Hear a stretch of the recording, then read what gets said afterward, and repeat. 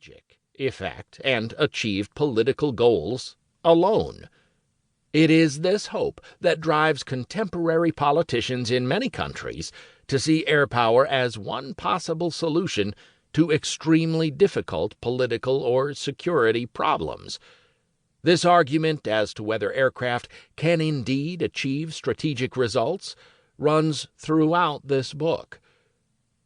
Vast resources have been and are spent on the development and production of military aircraft. This continues now as much as ever. The most expensive military procurement project in history, indeed possibly the most expensive public procurement project of any kind, is the current F-35 Lightning II, a multi-role fighter-bomber aircraft designed for service into the 2040s. This will cost taxpayers in the countries it is designed to equip, particularly the USA, well in excess of $1 trillion. Questions concerning the development, deployment, and potential of air power, whether they like it or not, are everyone's concern. Aside from any other consideration, everyone is paying for it. Since the very beginning, it was clear that the new technology would have military applications. The Wright brothers, who made the first powered flight in 1903, were not the homespun bicycle makers of legend, or rather were not only that. They were very familiar with complex aeronautical mathematics and engineering theory, just as today's aircraft engineers must be. It was clear from the start that aircraft would have a military dimension, and the Wright brothers were explicit that they were looking for military contracts to continue their work, which they eventually received.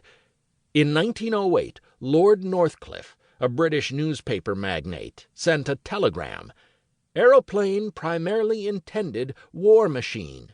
Stop."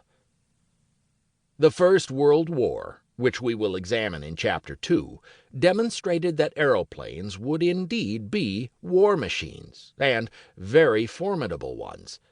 Whilst it was never a decisive arm on any World War I front, all the elements of its future deployment were present, with the exception of its potential for mobility.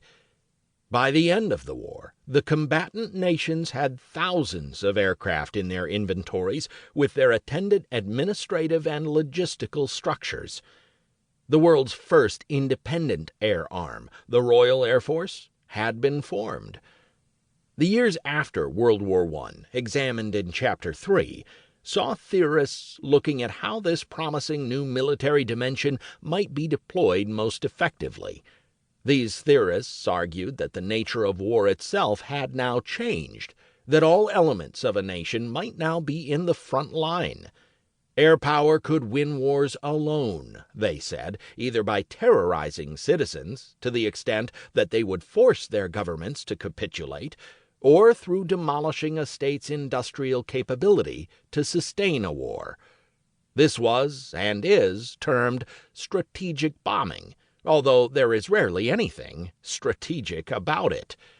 Most importantly, air power offered the possibility that future conflict might be cheaper than the old wars, both in lives and money. Not all air forces bought into these ideas. The pre-Second World War German and Soviet air forces saw their roles primarily as supporting the Army by attacking the enemy's deployed forces. All of these ideas, and many more, were put to the test in World War II and will be dealt with in Chapters 4 and 5. Whole cities were devastated by bombing. Dresden, Hamburg, Hiroshima, Nagasaki, and Tokyo being only the most well-known amongst dozens of others. Whilst arguments still rage as to the strategic effectiveness and, indeed, the morality of these operations, there is no dispute that aircraft were vital to battlefield success in both the war in Europe and North Africa. In the Pacific, U.S. industrial power created a vast and highly efficient aircraft carrier fleet, with the aircraft and trained crews to man them. Chapters 6 and 7 deal with the Cold War. To keep listening to this audiobook, I've left you a link in the description so you can do it, at no cost thanks to Audible's 30-day free trial.